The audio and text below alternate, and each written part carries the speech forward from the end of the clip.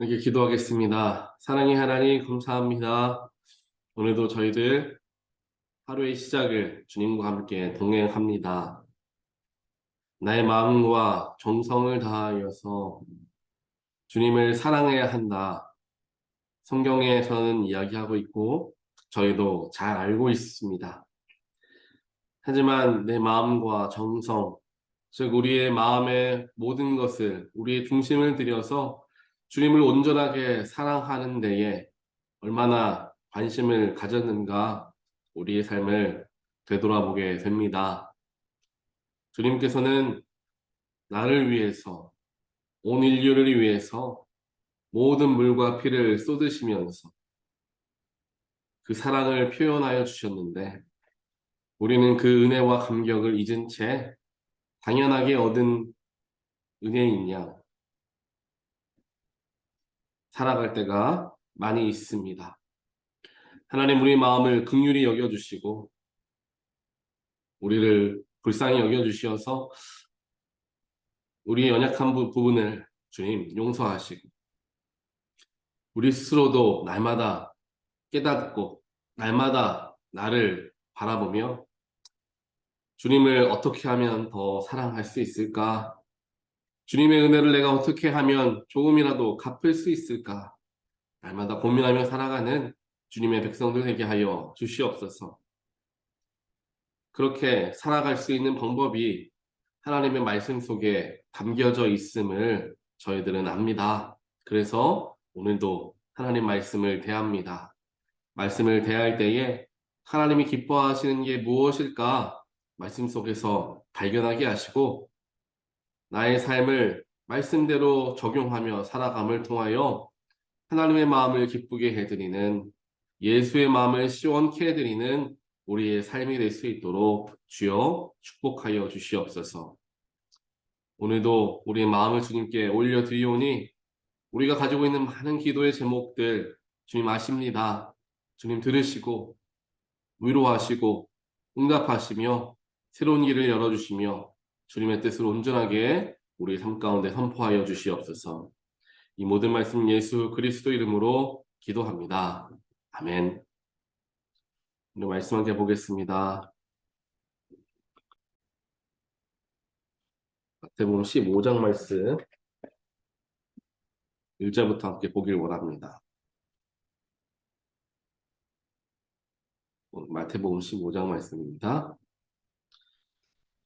그때에 예루살렘에서 바리새파 사람들과 율법 학자들이 예수께 와서 말하였다. 당신의 제자들은 어찌하여 장로들의 전통을 어기는 것입니까? 그들은 빵을 먹을 때에 손을 씻지 않습니다. 예수께서 그들에게 말씀하셨다. 그러면 너희는 어찌하여 너희의 전통 때문에 하나님의 계명을 어기느냐? 하나님께서 말씀하시기를 아버지와 어머니를 공경하여라 하시고 또 아버지나 어머니를 욕하는 자는 반드시 죽을 것이다 하셨다. 그러나 너희는 말하기를 누구든지 아버지나 어머니에게 내게서 받으실 것이 하나님께 드리는 예물이 되었습니다 하고 말만 하면 그 사람은 제 부모를 공경하지 않아도 된다고 한다. 이렇게 너희는 너희의 전통 때문에 하나님의 말씀을 패한다. 위선자들아, 이사야가 너희를 두고 적절히 예언하였다. 이 백성이 입술로는 나를 공경해도 마음은 나에게서 멀리 떠나 있다. 그들은 사람의 훈계를 교리로 가르치며 나를 헛되이 예배한다. 아멘. 오늘 마태복음 15장 말씀에서 예수님께서 율법 학자들과 바리새파 사람들을 이제 나무라는 장면이 기록되어 있죠. 오늘 말씀을 보니까 율법 학자들과 바리새파 사람들이 어떻게 해서든지 예수님을 공경에 빠뜨리게 하려고 수를 쓰고 있는 모습을 보게 됩니다. 그러면서 들고 오는 것이 제자들을 탓하는 것이죠. 예수를 탓하는 게 아니라 제자들을 탓하고 있습니다. 예수님께 탓할 것을 찾으려 하였지만 예수님께 탓할 것을 찾을 수가 없었던 것이죠. 물론 뭐 다른 것들 때문에 뭐 율법적인 것으로서 붙들어서 혹은 죄를 용서하는 것에 대하여서 이야기하긴 하지만 오늘 말씀을 보면은 굉장히 단순한 이야기를 하고 있는 거예요. 빵을 먹을 때 손을 씻지 않고 먹는다. 손을 씻지 않고 먹는 것을 가지고 이제 걸고 넘어지는 겁니다. 그런데 이게 손을 씻지 않고 빵을 먹는 것이 이제 이스라엘 장로들의 전통을 어기는 것인데 그 전통을 어기는 일을 당신의 제자들이 하고 있습니다. 어떻게 생각하십니까? 라고 예수님께 이야기하는 거죠. 예수님께 제자들에게 가서 얘기하는 것도 아니라 예수님께 가서 당신들의 제자가 이렇다라고 이야기하는 거죠. 그 모습을 보시고 예수님께서는 너무나 답답한 마음에 그들을 책망하십니다. 그러는 너희들은 온전하게 살아가고 있느냐라는 것이죠. 너희가 귀하게 여긴다라는 그 장로의 전통들을 지키며 살아가면서 얼마나 하나님의 계명을 어기며 살아가느냐라는 거예요. 전통 때문에 하나님의 계명을 너희들은 이미 어기고 있다라는 거예요. 그러면서 4절과 5절에서 이야기하죠. 5절도 이야기하고요. 6절도 이야기합니다. 부모를 공경해야 한다라는 것은 하나님께서 말씀하시는 것인데 부모를 공경한다라는 것은 부모가 이제 여러 가지 연세가 들게 되어서 경제적인 활동을 하기 어려울 때 부모를 도와줌을 통하여서 잘 편안하게 살아가실 수 있도록 공양하는 것도 바로 공경하는 것에 들어가는데 부모에게 돈을 들이지 않고 부모를 살피지 않고 부모를 살필 돈으로 하나님께 예물을 드렸으니 나는 부모에게 할 필요가 없다라고 이야기하며 부모를 공경하는 것을 이제 지키지 않는다라는 이야기를 예수님께서 그들에게 하시는 거죠. 한마디로 눈 가리고 아웅한다라는 것과 마찬가지입니다. 말로 또 논리적으로 이렇게 저렇게 이야기해서 마치 자신의 행동이 정당한 것과 같이 이야기한다는 사실입니다. 말로써 모든 것을 덮어버리려고 하는 모습이 바리새파 사람들과 율법학자들에게서 보였다라는 것입니다. 우리가 다들 잘 아시는 것처럼 바리새파 율법학자들은 성경을 공부하는 사람들이었고 또한 많은 사람들에게 선생이다라고 불리워졌던 그러한 존경을 받던 사람들이었습니다. 많은 것을 알고 있었고 많은 공부를 하고 있었으며 또 말도 당연히 잘 했을 것입니다.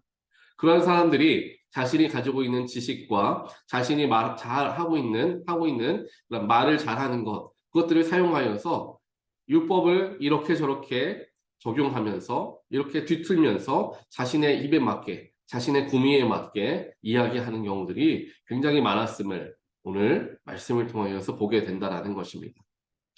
오늘 이 말씀을 우리가 함께 보면서 또 마지막으로 예수님께서 말씀하시죠. 이사야의 예언을 이야기합니다. 이 백성들이 입술로만 나를 공경하고 마음은 떨어져 있다라고 이야기합니다. 훈계와 교리를 가르치긴 하지만 나를 헛되이 예배한다라는 것입니다. 겉모습은 하나님을 예배하고 겉모습은 하나님을 신뢰하고 믿고 하나님을 의지한다라고 이야기하지만 마음은 정작 그렇지 않고 행동은 그렇지 않으며 예배의 모습은 그렇지 못하다라는 것입니다. 말로만 나는 믿음이 좋다. 말로만 나는 하나님을 온전하게 섬기는 율법을 하나도 틀리지 않게 지키는 그런 사람들이다 라고 이야기하지만 마음은 전혀 하나님께 가까이 하지 못하는 겉모습으로만 하나님을 섬긴다라는 모습만 보이는 그러한 바리새파 사람들과 율법학자들을 나무라는 장면이 바로 오늘 말씀입니다. 오늘 말씀을 우리 함께 묵상하시면서 한두 가지 적용점들을 살펴볼 수가 있을 것 같습니다. 첫 번째로는 1절부터 이야기하는 전통, 장로들의 전통이라는 것은 무엇일까라는 생각을 해보는 거죠.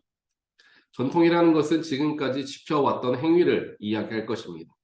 우리 연합감리교회 안에서도 어떻게 보면 이제 웨슬리 목사님께서 이야기하신 4가지의 중요한 가치관이 있죠. 그 중에 하나가 이제 전통입니다. 전통이라는 것을 굉장히 지키고 지금까지 이어져 왔고 지금까지 지켜왔던 규율과 율례들을 계속해서 이어가는 것을 굉장히 연합감리교회 안에서 중요시 여기죠. 그래서 그 전통들이 굉장히 귀하게 사용되어지고 그 전통들을 통하여서 이제 교회가 하나님을 거룩하게 예배하는 모습들을 가지고 있습니다. 하지만 그와 동시에 전통이라는 것이 자리를 확고하게 하고 있기 때문에 아무래도 유연성이 부족한 모습들이 가끔씩 연합감리교회에서 보이기도 하죠. 전통이라는 것이 어찌 보면 그와 마찬가지일 것 같습니다. 물론 좋은 부분도 있겠지만 전통이라는 것들로 인하여서 더 유연하지 못하고 또한 전통이라는 것에 가두어져서 예수님께서 원하시는 것을 바라보지 못하게 되는 경우들도 생긴다라는 것입니다. 그래서 오늘 말씀에서도 장로들의 전통 때문에 이러면 안 됩니다 라고 이야기하지만 그 전통 때문에 문제가 생기는 어머니 아버지를 공경하지 못하는 일까지 생긴다라는 것을 이야기한다라는 것이죠. 연합감리교회 전통이라기 아니더라도 우리의 삶에서도 무엇인가 전통과 연결되어져 있는 것들이 있을 것입니다. 그것은 나라는 사람이겠죠. 우리 스스로는 나를 어떻게 평가하고 나를 어떻게 표현합니까? 누군가를 만나거나 누군가와 관계하다 보면 이런 이야기를 하는 경우들이 많이 있어요. 나는 이런 사람입니다 라고 이야기하는 경우가 있죠. 예를 들면 나는 성격이 사람에게 한마디 내가 마음속에 무엇인가 불편한 게 있으면 그 이야기를 이야기하고 다시는 그 이야기 가지고 다시 이야기하는 사람이 아니라 한 번 이야기할 때 확실하게 이야기하고 뒤끝이 없는 사람입니다 라는 이야기를 하는 경우들을 이제 들을 때가 있어요. 또 나는 조금 이런 성격으로 인하여서 사람 앞에 서는 것을 불편해하고 사람과의 관계를 어려워하는 사람입니다. 그래서 더 잘 이야기하고 더 보살펴 줘야 되는데 내 성격상 그렇게 하지 못합니다 라는 이야기들을 하는 경우가 있죠. 그게 어찌 보면 오늘 말씀에 나오고 있는 전통과 비슷하지 않을까라는 생각을 해봅니다. 나라는 사람이 지금까지 살아오면서 쌓여왔던 나라는 사람의 모습, 내 인생의 전통이 되기 때문이죠. 하지만 그렇게 이야기함을 통하여서 다른 사람에게 나는 누구인가에 대하여 표현하는 것은 좋겠지만 그 표현과 더불어서 그 속에 무엇이 담겨져 있느냐? 나는 이러한 사람이기 때문에 저런 것을 못합니다 라고 이야기하는 거예요. 나는 이러한 사람이기 때문에 저러저러한 거 못하니까 나에게 요구하지 마십시오 라는 것과 마찬가지입니다. 나는 한 번 이야기할 때 다 쏟아서 이야기하고 다시는 그 문제 가지고 이제 이야기하는 사람이 아니다. 나 다시 마음에 두는 사람이 아니다 라고 이야기하는 것조차도 그렇다는 거죠. 내가 원래 이런 성격 때문에 조금 강하게 이야기하는 편입니다 라는 것을 상대방에게 이야기하는 거죠. 하지만 그 이야기를 듣는 반대의 입장에 있는 사람들은 그러니까 나는 이러니까 내가 이런 모습 그대로 당신은 받아들이십시오 라고 들릴 수 있다는 거예요. 예를 들면 우리가 이야기할 때 그렇다면 나는 이러한 성격을 가지고 있어서 이러한 것들을 잘하지 못하지만 내가 그런 것들을 어떻게 하면 잘할 수 있을까 더 고민하겠습니다. 더 노력하고 있습니다. 라고 표현을 한다면 좋았겠지만 나는 이러한 사람이니까 당신은 내 있는 모습 그대로 받아들이십시오. 라고 들리게 된다면 상대방은 더 큰 상처를 받을 수가 있겠죠. 나라는 사람의 전통에 가두어져서 이 전통을 깨고 나올 그 전통이 좋은 전통이든 나쁜 전통이든 그 전통을 깨고 나올 만한 마음을 가지고 있지 않을 때 우리의 모습들이 그렇게 보여진다라는 것입니다. 이게 고스란히 연결되어져서 오늘 말씀 후반에 나오고 있는 하나님을 섬기는 것까지 연결되어집니다. 나는 하나님을 섬길 때 이렇게 합니다. 나는 원래 이러한 마음을 가지고 교회를 다녀왔습니다. 그렇기 때문에 그 이야기는 뭡니까? 나에게 이런 거 요구하지 말고 저런 거 요구하지 마십시오. 라는 것과 마찬가지예요. 나에게 바운더리를 이미 다 그어 놓는다는 것입니다. 이 이상 침범하지 마십시오. 나는 여기에서 나갈 생각이 추호도 없습니다. 라는 것과 마찬가지죠. 또 그것이 오랫동안 우리 신앙생활에 녹아 들어오면서 내 스스로도 그게 어떠한 문제가 있는가조차도 모른 채 살아가는 경우가 있다는 사실입니다. 나는 원래 예배할 때 아멘이라고 잘 안 해. 나는 원래 예배 시간에 찬양할 때 크게 찬양하지 않아.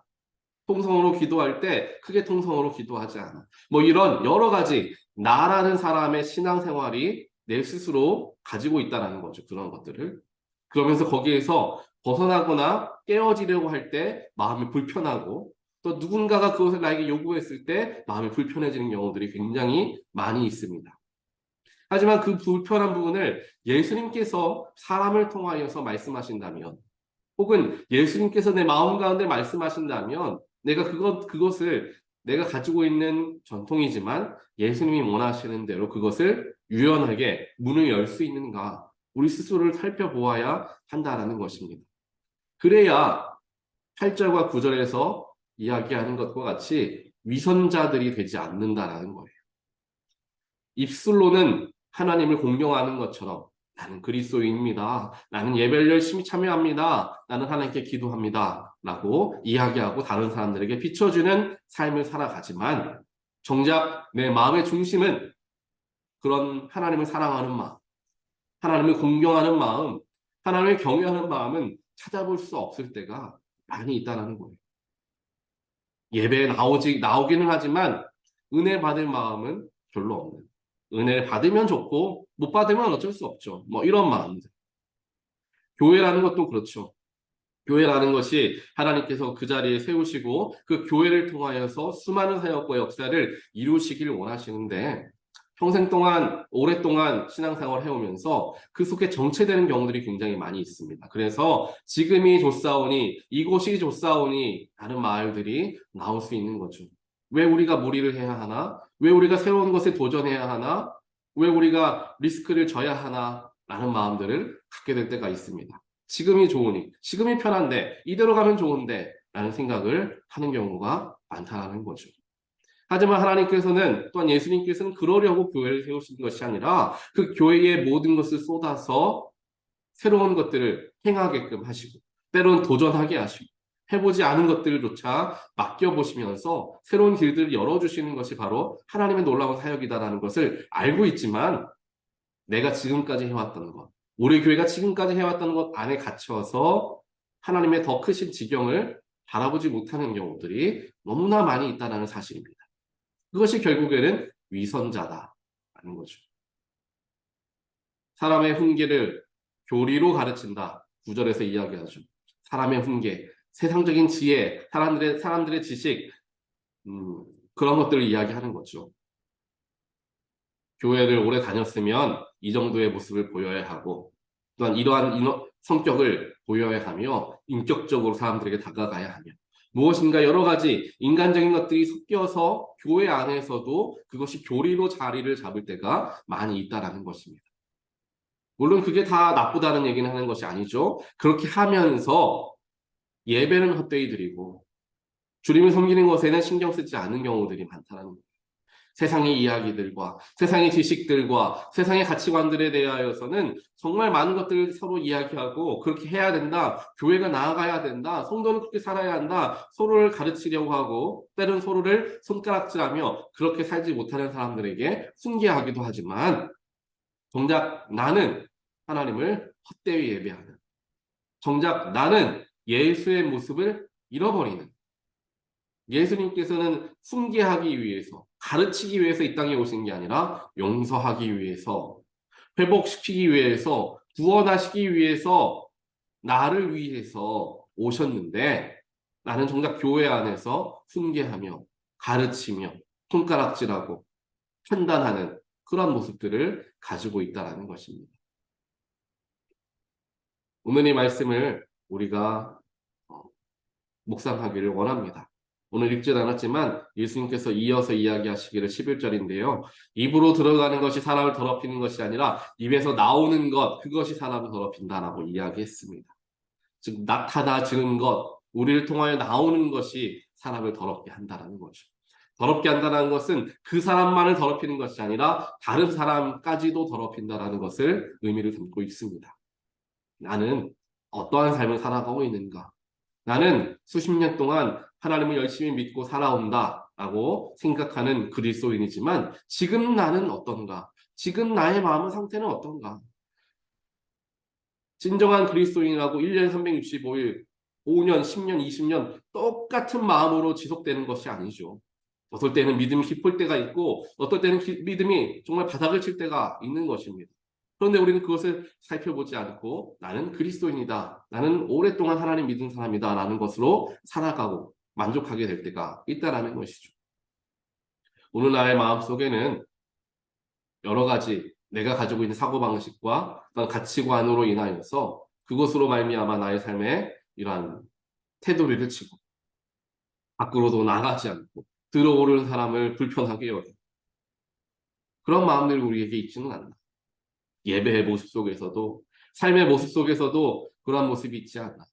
스스로를 살펴보며 오늘 바리새인들과 율법학자들에게 위선자들아 라고 말씀하셨던 그 말씀이 우리에게 찔림으로 다가오는 그런 하루를 살아보시기를 주님의 이름으로 축원드립니다. 찔림을 받는 하루도 우리에게 복된 하루입니다. 찔림이 있다라는 것은 내가 변해야 되겠구나. 내가 잘못된 길로 가고 있구나라는 것을 깨닫는 순간이기 때문입니다. 좋은 일만, 은혜로운 일만, 축복되는 일만 살아가면 좋겠지만 이렇게 찔림이 있는 것도 우리를 성장시키고 또 우리를 더욱 깊어지게 하는 것이니 오늘 말씀을 기억하시면서 주님께서 내 속을 들여다보라고 하시는구나. 다른 사람 보지 말고 내 속을 들여다보라고 하시는구나. 오늘 말씀을 기억하면서 오늘 스스로를 바라볼 볼 수 있는 그런 하루를 살아가시기를 주님의 이름으로 간절히 축원드립니다. 기도하겠습니다.